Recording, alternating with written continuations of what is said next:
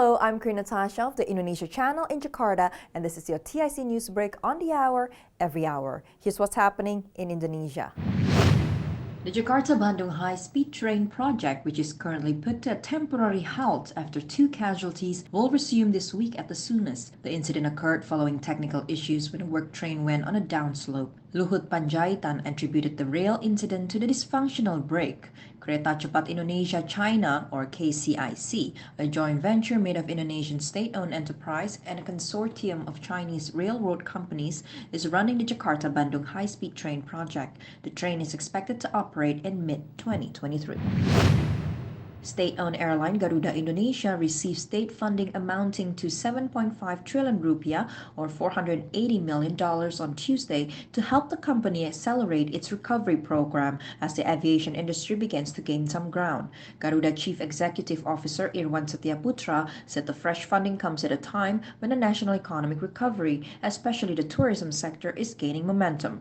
The management of Garuda has announced its ambition to transform the company into a profitable and full-service airline as the number of air passengers is heading to pre-pandemic levels. During the third quarter of 2022, Garuda Group transported 10.5 million passengers, an increase of 61% from the number of passengers in the previous quarter. Over the same period, total revenue also jumped to $1.5 billion from $939 million.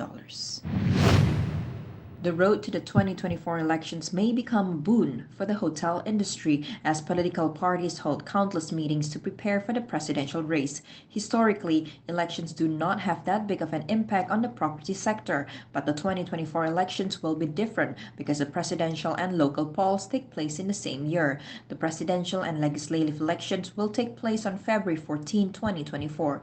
Indonesians will cast their votes for their local leaders on November 27, 2024. In the financial markets, here's how stocks and the currency open in Jakarta and around the region.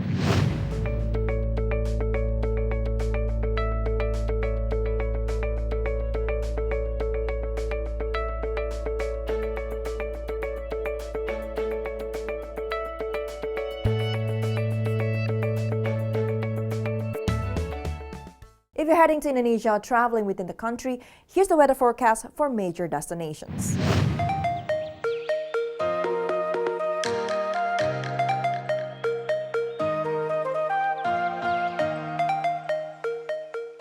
And that's what's happening in Indonesia. I'm Queen Natasha with your TIC News Break.